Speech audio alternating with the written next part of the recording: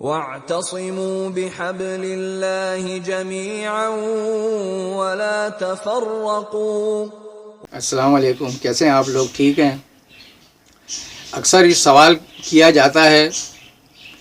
کہ آج کل کہیں دل نہیں لگ رہا، ذہنی طور پہ میں حاضر نہیں ہوں، پریشان ہوں، بہت ڈپریشن ہو رہی ہے، کوئی چیز اچھی نہیں لگتی۔ تو فوراً ہی جو ہے سامنے والا، ایک تو ہر دوسرا آدمی یہاں پہ مجھے ایسا لگتا ہے کہ جیسے کوئی حکیم ہے یا ڈاکٹر ہے یا بہت بڑا علامہ فہامہ ہے، مشورہ مفت ہمیں فوراً دیا جاتا ہے کہ یار اچھا ڈپریشن ہو رہی ہے تو قرآن پڑھا کرو بھائی، نماز پڑھو، نمازیں شروع کر دو، قرآن کی تلاوت کرو، درود شریف کی تسبیحاں پڑھا کرو، تسبیحات کرو، تو اس طرح سے کرو تو انشاءاللہ تعالیٰ جو ہے اللہ کے ذکر میں اللہ تعالیٰ نے بڑی برکت رکھی ہے، آپ کی ڈپریشن دور ہو جائے گی۔ اکثر لوگ جو ابھی سوال کرتے ہیں ہمیں ڈپریشن ہے تو ان کو فوراً ہی سامنے والا کوئی نہ کوئی جواب یہی دیتا ہے۔ تو لیکن افسوس کی بات یہ ہے کہ سوال کرنے والا بھی سوال الٹا کر رہا ہے، اور جواب دینے والا وہ بھی سیر پہ سوا سیر ہے، وہ بھی اسی حساب سے الٹا ہی اس کو جواب دے دیتا ہے۔ لیکن ذرا غور کریں کہ یہ ڈپریشن اللہ تبارک و تعالیٰ کی طرف سے بہت بڑا تحفہ ہے۔ وہ کس طرح سے کہ یہ ہمارے جسم کے اندر کی آواز ہے، جس کے ذریعے اللہ تبارک و تعالیٰ ہمیں سمجھانا چاہ رہا ہوتا ہے کہ دنیا کسی اور ٹریک پہ چل رہی ہے اور اللہ تبارک و تعالیٰ تم سے کچھ اور چاہتا ہے،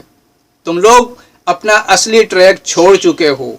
تو یہ اندر کا ہمیں ضمیر ملامت کر رہا ہوتا ہے، ہمارا جسم ہمیں پکار کے جھنجھوڑ رہا ہوتا ہے کہ غلط ٹریک پہ چڑھ گئے ہو، خدارا پلٹ آؤ۔ اللہ تعالیٰ نے تم کو اس لیے دنیا میں نہیں بھیجا، جس مقصد کے لیے بھیجا ہے، جو بڑے کام دے کر تمہیں اللہ تبارک و تعالیٰ نے بھیجا ہے، تم اس مقصد سے ہٹ گئے ہو۔ آپ دنیا کے اندر دیکھ لیں، اگر آپ اللہ تبارک و تعالیٰ کے کام نہیں کر رہے ہیں تو کبھی بھی آپ کو سکون حاصل نہیں ہوگا۔ سکون صرف اللہ ہی کے کام کرنے میں ہے۔ آپ اللہ تعالیٰ کے کام کرنے لگ جائیں، یقین کریں اللہ تبارک و تعالیٰ پوری کائنات کی مخلوقات کو آپ کے پیچھے لگا دے گا کہ آپ کے کام بنتے چلے جائیں۔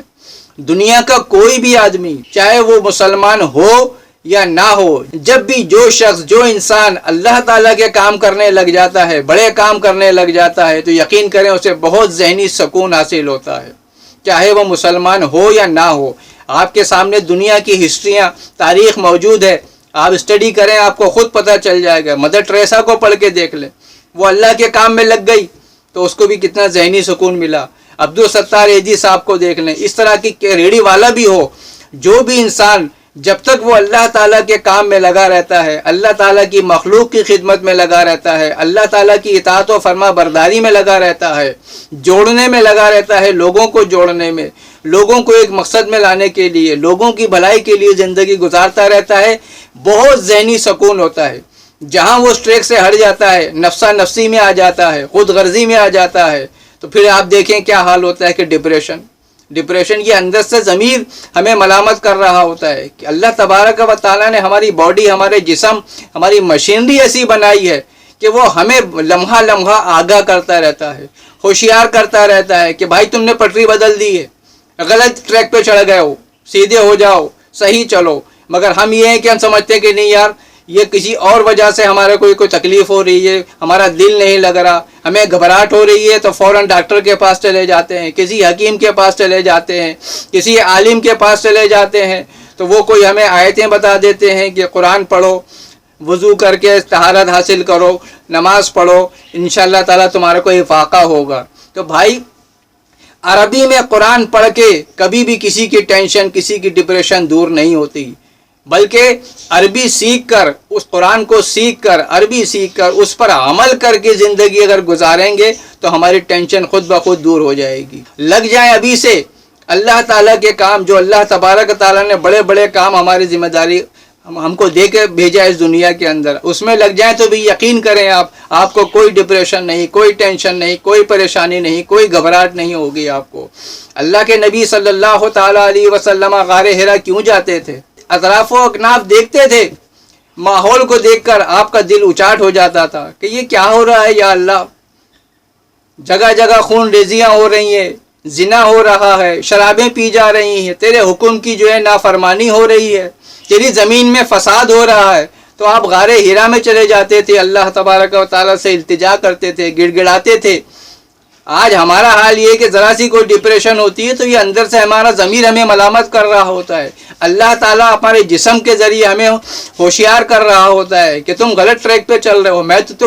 میں جو چاہ رہا ہوں تم اس کے بالکل خلاف چل رہے ہو۔ تو ہمیں اپنے آپ کو صحیح کرنے کے بجائے ہم اس بیماری کو صحیح کرنے چلے جاتے ہیں۔ شعور ہی ہمارا ختم ہو کے رہ گیا ہے۔ ہم چاہتے ہیں ہر طرح سے ذہنی سکون ہو، تو ذہنی سکون میرے بھائی اللہ تعالیٰ کے کام میں ہے۔ اللہ تعالیٰ کے کام کرو گے تو انشاءاللہ تعالیٰ ذہنی سکون بھی ہوگا، اور آپ کے پاس اتنی وقت کے اندر برکت ہو جائے گی کہ لوگوں کے پاس 24 گھنٹے میں اگر لوگ 12 گھنٹے جاگتے ہیں، 12 گھنٹے سوتے ہیں، تو آپ 24 گھنٹے کے اندر آپ کے پاس 30 گھنٹے ہو جائیں گے۔ آپ 4 گھنٹے سوئیں گے، 6 گھنٹے سوئیں گے، لوگوں کے کام میں لگ جائیں گے کہ کسی طرح سے لوگوں کو پریشانیوں سے بچانا ہے، ان کی مشکلیں حل کرنی ہے۔ تو آپ یقین کریں دنیا بھی آپ کے لیے آرام کا گڑھا بن جائے گی، اور آخرت میں بھی اللہ تعالیٰ ہمیں کامیاب کرے گا۔ ہم صرف یہاں پر آخرت کی تیاری کرنے آئے ہیں، دنیا سنوارنے کے لیے نہیں آئے ہیں۔ دنیا میں جو لوگ ہیں انہیں بھی آخرت کا راہی بنانا ہے، ہم نے ان کی ذمہ داری لے کر ہم لوگ آئے ہیں۔ یہ آپ کی ٹینشن یا آپ کو ڈپریشن جو ہو رہا ہے، یہ اس بات کی علامت ہے کہ اللہ تعالیٰ آپ سے بڑے کام لینا چاہ رہا ہے۔ کہ اللہ کے نبی صلی اللہ علیہ وسلم غار حرا گئے تھے، جا کے آپ نے غور و تدبر کیا، اللہ تعالیٰ سے مناجات کی، تو ہمارے لیے نبی کریم صلی اللہ علیہ وسلم ہمارے لیے آئیڈیل ہیں، اور ہمارے نبی کریم صلی اللہ علیہ وسلم کے بارے میں اللہ تعالیٰ نے قرآن میں خود فرمایا ہے کہ لَقَدْ كَانَ لَكُمْ فِي رَسُولِ اللَّهِ أُسْوَةٌ حَسَنَةٌ، کہ اور میرے محبوب کی زندگی تمہارے لیے بہترین نمونہ ہے۔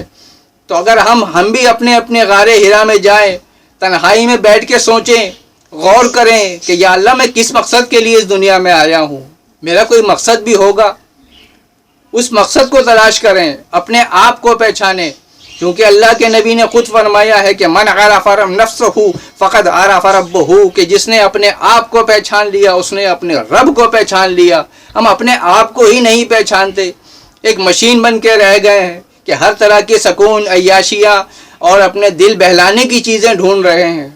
ہم دل بہلانے کے لیے یہاں پر نہیں آئے ہیں، بہت بڑا مقصد، بہت بڑی ذمہ داری لے کر آئے ہیں۔ یہ کھیل تماشا نہیں ہے دنیا۔ جگہ جگہ اللہ نے قرآن میں ہمیں باور کرایا ہے کہ کھیل تماشا نہیں سمجھو اس کو، دنیا کو بہت بڑی ذمہ داری لے کے اس دنیا میں کودے ہو، تم اس میدان میں اترے ہو تو تمہیں کوئی اپنا کمال دکھانا ہوگا، جس مقصد سے آئے ہو اس مقصد کو پورا کرنا ہوگا۔ دعا ہے اللہ تعالیٰ سے کہ ہمیں عقل سلیم عطا فرمائے، آمین یا رب العالمین۔ السلام علیکم۔